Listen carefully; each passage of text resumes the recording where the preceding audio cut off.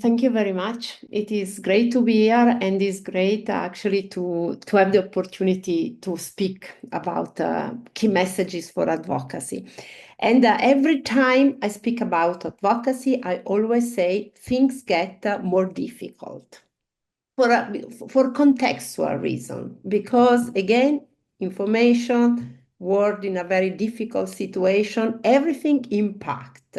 And this is now, I'm very happy to say, what are the few things that I want to reiterate about advocacy. Again, advocacy, by definition, is the strategic use of evidence, communication, and partnership. And I underline strategic because, again, it is never random. It cannot be random, but is based on a purpose, is evidence-based, of course, although we know that evidence-based is not the end of the story, and it must be very much collaborative. And linking to what Carolina was saying before, advocacy transforms awareness into action. Because, we may know a lot of things and not doing anything about that. But advocacy is exactly the tool, I call it as a tool, but as a matter of fact, it's a process which bring from knowing something to actually change something. Next slide, please.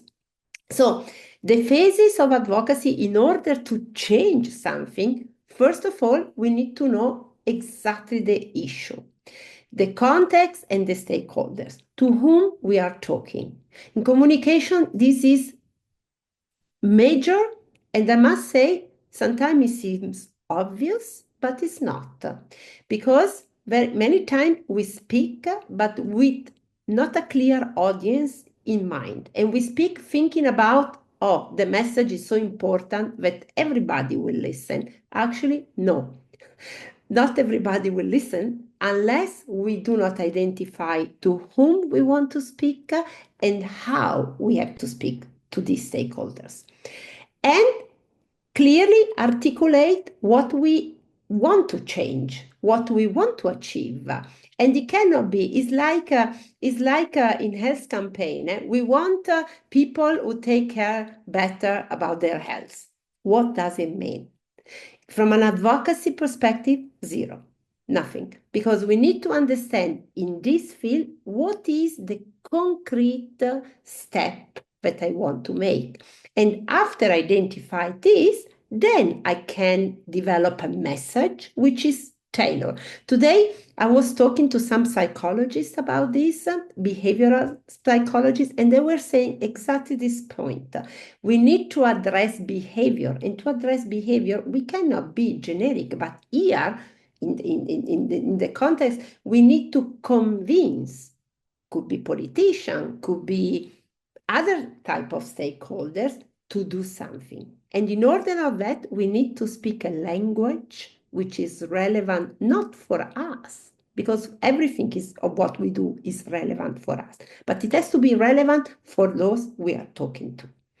And then implement the effort, and very important, monitor and evaluate. Because if we realize that we invest a lot of effort in doing some advocacy, but it does not produce any outcome, because in the end things are not changing, then we need to be self-autocritical and think within us what we did not do right, and sort of improve this. Next slide, please. So, very important. As I said before, we need evidence, but we also need the lived experience of people. Something like, the life. This is another important major aspect, because with evidence, you create credibility, but it is the lived experience which put colors in the evidence. We can say the evidence say that this is the problem, but then is the voice of people that can actually show the relevance of this. And this is why advocacy need both people and evidence. Data explain why action is needed, but the lived experience explain why action cannot wait, which is another thing. And quality, so for making the case for founders and turning advocacy into investment, again, we need to mobilize a multi-sectorial collaboration and evidence-based funding for global advocacy, oncocare implantation, lifelong hearing support, or any issue you need to create global, which means having a strength. And in this global advocacy, there are the voices of individual people who are actually showing the relevance of all of this. Next slide, please. So advocacy, very important, must be invested, framed as an investment and not always as a cost. This is expensive. No, but people, founders, policymakers, they need to respond to value. So return on investment, long-term saving, participation, and functioning, because this is when something becomes politically relevant. And here, I must say, for politicians or for policymakers, it's not, although the experience of people is very, very important, always, and they always say this, but as a matter of fact, they look at economical impact as well of something. This does not reduce people to economic value, but it shows that investing in people is for the well-being of society. This is very much important. Next slide. Just an example, only illustrative, talking about rehabilitation, just to give you a bit of a different, related but different setting. In many health systems, a lot of people who could benefit from specialized rehabilitative intervention do not receive them. So this is the problem. And this under provision contribute to reduce participation in education and work, for example. So this is very clear. What is the solution? Expanding access to evidence-based rehabilitation. And why? How do we quantify the impact? Because international evidence show that every dollar invested in rehabilitation and supporting care generate resource in social value. This is very important. So rehabilitation is a high-value social investment that strengthens both individual lives and the sustainability of a system.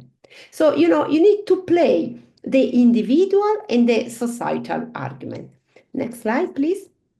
Trust is fundamental because advocacy succeeds when there is transparency, ethical independence, and consistency over time. Something like that's very clear in your case because you have you have a reputation, you are very transparent, you have a lot of things. And so this is already a major asset. It's not like people starting from the beginning and not knowing. Action point, you can turn advocacy into investment. So you use evidence, credibility, and collaboration. You build partnership, engaging government, company, philanthropy, academia, but you don't do this randomly. Every time you do an intervention, you select the key stakeholders. Sometimes can be government, sometimes can be companies, producers of things, sometimes can be researchers. As you can imagine, they all speak a different language. And you need to make results visible by, for example, share success stories, shows what is the value of investing in you. And you start fundraising today because fundraising is essential. You don't wait. It is something that, this has to go into the mind of people, politicians, companies. Advocacy is also to get resources. And you need resources and you need to make, sometimes people say, oh no, but we just want to support the case. It doesn't matter resources. No, because you need the resources to be able to do the thing. And this is something that has to come into the mind of people. So What I say, going there to awareness, what remains invisible is rarely founded. But advocacy is the act of making reality impossible to ignore. We need to go to that point.